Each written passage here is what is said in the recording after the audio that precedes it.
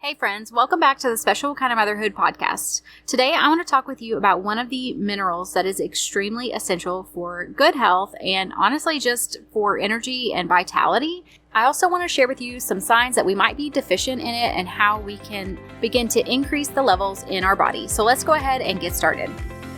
Hi friend, do you dream of having a garden but you don't know where to start? Do you want to switch to more natural products but feel overwhelmed by all the options? Do you believe that a holistic lifestyle would help your special needs kiddo but you're daunted by all the information out there? Welcome to the Special Kind of Motherhood podcast, where you will learn how to work towards your dream for homesteading, gardening, and holistic living in small, simple steps that won't overwhelm you. Hi, I'm Ashley. I'm a wife, Jesus follower, and mom to some amazing kids. As some of my kids began experiencing health struggles and developmental delays, I decided it was time to switch to a holistic lifestyle. I quickly became stressed out and burnt out, feeling like I needed to change everything at once. I finally realized that I had to start making one small change at a time, then build from there. I learned to walk this holistic journey in a way that works for me and my family, without stress or overwhelm or constantly feeling like I wasn't doing enough. If you're ready to hear from another mama who understands what it's like to have no time and who can help you make changes towards better health for your family in a way that works for your specific life, then this is the podcast for you. Pop in your earbuds, reheat your coffee for the third time, and let's do this. All right, friends, so the mineral I am talking about is magnesium. I feel like we've all heard about magnesium. It's something that most of us have heard. We are typically deficient in, and I just want to talk a little bit about it today and why it is important. So magnesium is required for over 300 enzymatic reactions in the body, and due to modern farming practices, the soil that our food is grown in is often actually mineral deficient, and one of these minerals is magnesium. So we tend to be more magnesium deficient than people in the past just because those nutrients have been depleted from our soil. Also, chronic stress can cause magnesium to be depleted from our bodies. And as we know, we live in such a stressful world. Even just with technology, it can be very stimulating to our nervous system, and that can cause a lot of stress that we don't even realize that our body is experiencing.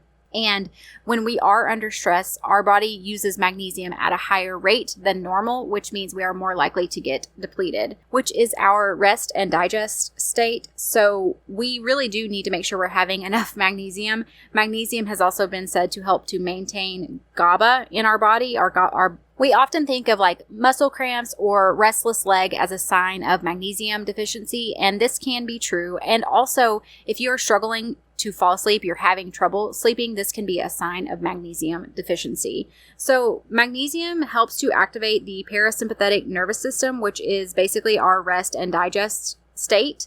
Magnesium is also linked to maintaining appropriate levels of GABA in our body, and GABA is a neurotransmitter which is known for calming the body and also reducing anxiety.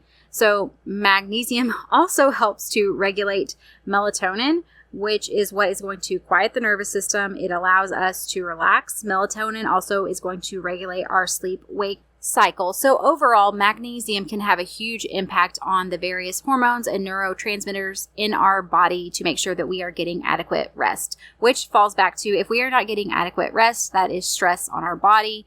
It really can become just a negative loop. And so increasing our magnesium levels can start to begin to help to break that negative cycle that might be going on in our body. And as always, I want to say I am not a doctor, so if you're considering starting any kind of a doctor, please consult with your healthcare professionals to ask them what would work best for you. I'm just doing this as an educational type of podcast, and so I do want to talk about a few of the different kinds of magnesium. There are a lot of different types of magnesium, so we're just going to focus on a few and go over the benefits and how you might use those. So the first one I want to talk about is magnesium chloride, and this can help with muscle soreness. You can use it, typically you'll see it like in flakes, and typically people will use that as like a bath soap. I have seen that it can be taken internally to help with heartburn and constipation, though I have no experience with that. Whenever I use magnesium chloride, I typically will use the magnesium flakes, and I just take a bath, or I use it in some kind of a product to infuse for like a magnesium cream or something like that. Magnesium citrate combines magnesium with citric acid, and it is easily absorbed by the body. It is often used, you hear it typically for like constipation relief, and it can promote relaxation and good sleep. This is one that I will take if I am needing to rest at night, and I do feel like my magnesium levels are getting a little low. For me, a tell sign is typically I start getting cramps in my calf muscles. And so if I'm needing to rest really well, I will take mag citrate at night for bed. I find it to be very relaxing for me personally. Another one is magnesium glycinate, and this is made of magnesium and the amino acid glycine. It is easily absorbed by the body, and it does not cross the blood-brain barrier, but it does bring on feelings of calm for some people. There are some who are more prone to anxiety, and their body processes it differently, and so it actually has the opposite effect. So you do want to kind of proceed with caution with this one and see how your body does with it. The one thing about it that is good is that while mag citrate, it is used for constipation, so it is likely to cause loose stools. Mag glycinate is not as likely to cause loose stools. Another kind of magnesium is magnesium taurate, which is magnesium and the amino acid taurine. And this is going to offer support for those with like high blood pressure, high blood sugar. And in my opinion, it's one that I think if you are struggling with like insulin resistance or something like that, it can be a great version of magnesium to add in. Another form of magnesium, and we do use this in our house, is magnesium L-threonate, and I may be saying that wrong, but it just basically combines magnesium and threonic acid, which is derived from vitamin C. This is going to help with cognitive function, and it's also going to help with memory. There have been some studies showing benefits for people who have Alzheimer's taking this form of magnesium. Another form of magnesium is malate, and this combines magnesium with malic acid. This does have less of a laxative effect, and it will also increase your energy levels and offer mood support.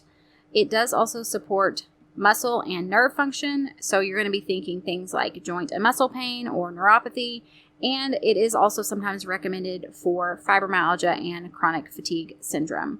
So this is one that is a pretty heavy hitter in my opinion. It's one that I would definitely prioritize looking at asking your healthcare professional about if it would be a good option for you.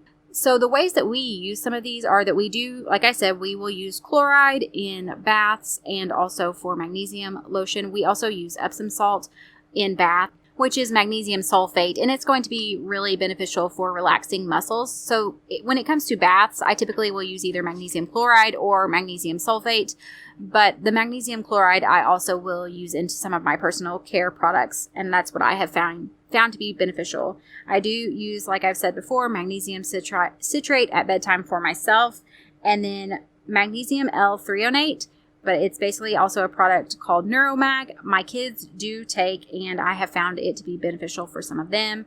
And then one thing I do like is the idea of combining several different types of magnesium together. There is a functional doctor that I follow. Her name is Dr. Amy Horniman. She does have a website and a podcast. She's called The Thyroid Fixer, and she has a product called Quad Mag. Now, I have not tried it yet, but I have tried a lot of her other products, and I know they are very good quality.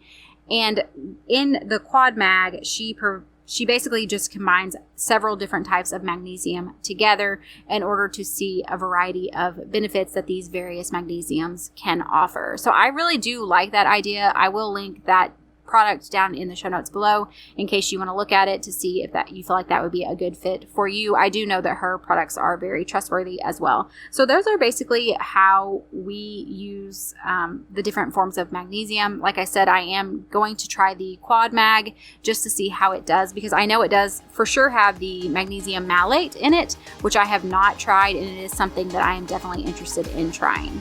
Hey Mama, I hope you enjoyed today's episode. If so, would you take 30 seconds to share this with a friend who is wanting to live more holistically without the overwhelm? Also, don't forget to head over to Apple Podcasts to leave me a review.